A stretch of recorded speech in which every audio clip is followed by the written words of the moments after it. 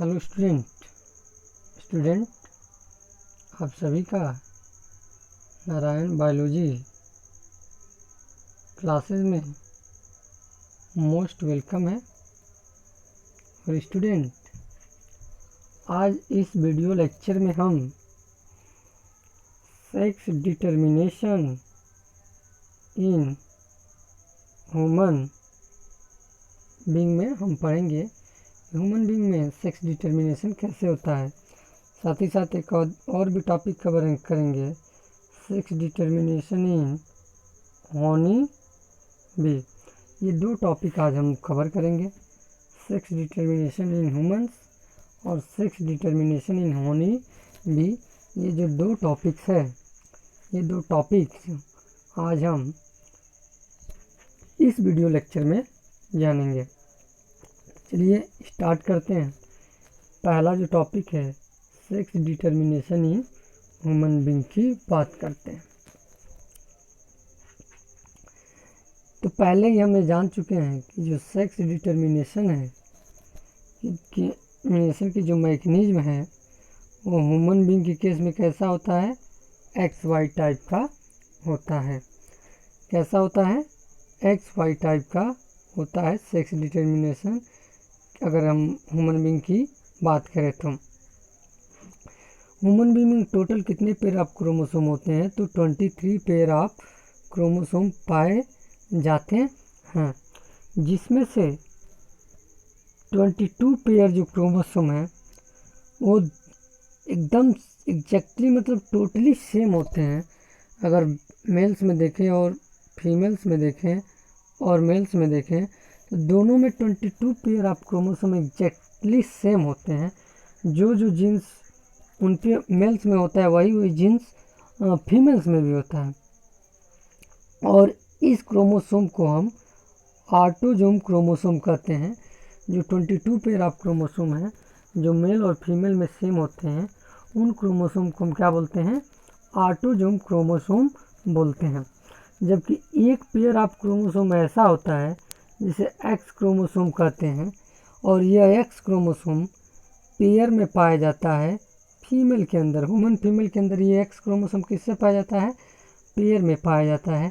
जबकि अगर मेल की बात करें तो ये दो अलग अलग फॉर्म में पाया जाता है। XY पाया जाता है इन केस ऑफ मेल। अगर इन केस ऑफ मेल करें तो मेल के केस में कैसा पाया जाता है, XY पाया जाता है। कौन सा जो सेक्स क्रोमोसोम है वो मेल में XX पाया जाता है और फीमेल में XX पाया जाता है, और मेल में XY पाया जाता है। जब मेल के केस में स्पर्मेटोजेनेसिस होती है, स्पर्मेटोजेनेसिस मतलब फॉर्मेशन ऑफ स्पर्म, उस समय मेल में दो प्रकार के गैमेट्स बनते हैं।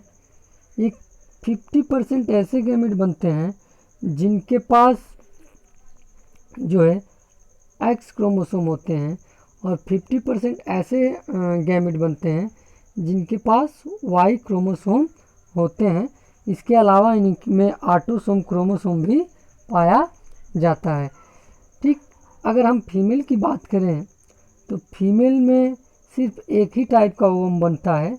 जब गैमेटोजेनेसिस होता है तो या ओजेनेसिस होता है तो सिर्फ एक ही प्रकार का ओवम बनता है, और उस ओवम में टोटली कैसा सब क्या है, ऑटोसोम और एक्स क्रोमोसोम कंटेन किए होते हैं। अगर आप फर्टिलाइजेशन की संभावना को देखें, प्रोबेबिलिटी को देखें, तो स्पर्म जो है जो कैरी एक्स क्रोमोसोम कर रहा है या वाई क्रोमोसोम कर रहा है, दोनों जो स्पर्म है इनकी प्रोबेबिलिटी फर्टिलाइज होने से ओवा के या जो फीमेल की जो ओवा है उससे फर्टिलाइज होने की जो चांसेस है वो क्या होती है, 50-50% होती है। 50% यह चांस है कि स्पर्म जो एक्स कंटेन किया है वो जाकर फीमेल के एक्स कंटेनिंग 22+X कंटेनिंग से फ्यूज कर सकता है, या वाई कंटेन किया है मेल वाला तो वो जाके फ्यूज कर सकता है। तो चांसेस ऑफ फर्टिलाइजेशन दोनों प्रकार के स्पर्म की क्या होती है, 50-50% होता है। कोई जाकर किसी से भी फ्यूज कर सकता है। अब देखिए, अगर वाई क्रोमोसोम कैरी करने वाला स्पर्म जाके फीमेल के ओवा से फ्यूज करता है तो उस केस में मेल ऑफस्प्रिंग का क्या होता है, फॉर्मेशन होता है। और इस एविडेंस से हमें जान गए कि जो इस जेनेटिक मेकअप है स्पर्म का, वो डिटरमाइन क्या करता है, तो डिटरमाइन करता है sex of the child, child के सेक्स को डिटरमाइन करता है।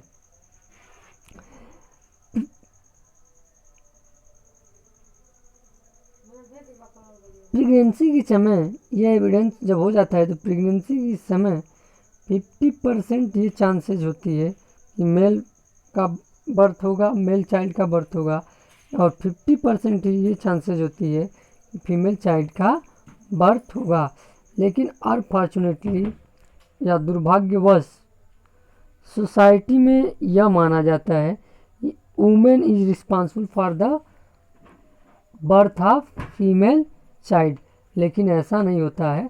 Male is the responsible for the determination of sex, sex के डिटर्मिनेशन के लिए कौन रिस्पॉन्सिबल होता है, मेल रिस्पॉन्सिबल होता है। लेकिन दुर्भाग्यवश ब्लेम हमेशा किसको किया जाता है, वुमेन को। और इसलिए क्यों, इसका पीछे क्या है, तो इसके पीछे ये है कि आज भी हमारे समाज में जो एजुकेशन का उतना बहुत बड़ा इम्पोर्टेंस तो है, लेकिन बहुत लोग एजुकेटेड नहीं हैं जो ये बात समझते हैं। चलिए अब नेक्स्ट जो टॉपिक है जिसका नाम है सेक्स डिटर्मिनेशन इन होनी भी। तो सेक्स डिटर्मिनेशन अगर होनी भी में देखें तो इनमें ना एक्स टाइप का होता है, ना एक्स वाई टाइप का होता है, ना एक्स जीरो टाइप का होता है, ना जेड डब्ल्यू टाइप होता है। इनमें एक अलग ही टाइप का सेक्स डिटर्मिनेशन होता है। चलिए देखते हैं। तो जो सेक्स डिटर्मिनेशन है होनी बींग में, वो किस पे बेस्ड होता है, तो number of set of chromosome. अब number of set of chromosome कितने हैं, हैप्लॉइड सेट नंबर है या डिप्लॉइड सेट नंबर है, इसके आधार पर मेल होनी भी में सेक्स का डिटर्मिनेशन होते हैं। अगर एक ऑफस्प्रिंग है जो कि बनता है जुड़ने के बाद, यूनियन में जुड़ने के बाद स्पर्म और एग का, तो डेवलप कर जाता है, दो फीमेल में डेवलप करता है।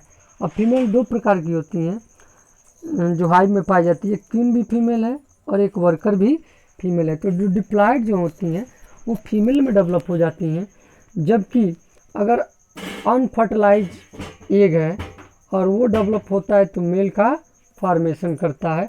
और ये जो मेल का फॉर्मेशन है वो किस प्रोसेस के थ्रू होता है, तो पार्थिनोजेनेसिस के थ्रू होता है। इसका मतलब यह है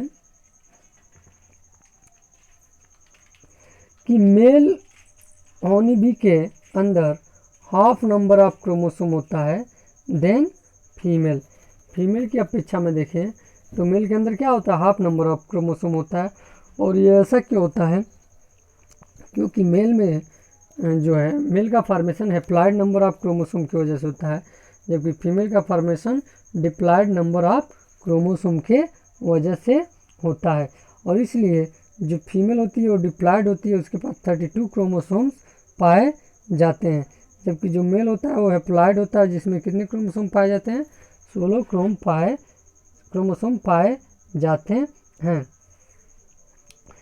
इस प्रकार का जो सेक्स डिटर्मिनेशन है जो होनी बी में पाया जाता है उसे कहते हैं haploid diploid sex determination system. और ये जो है स्पेशल कैरेक्टरिस्टिक फीचर है कि मेल जो होगा वो प्रोड्यूस करेगा स्पर्म बाय माइटोसिस, और फिर ये उस मेल के पास फादर नहीं होंगे और इसलिए उस मेल से फिर can not have son but have a grandfather and can have grandson. ऐसा ये कहा जाता है कि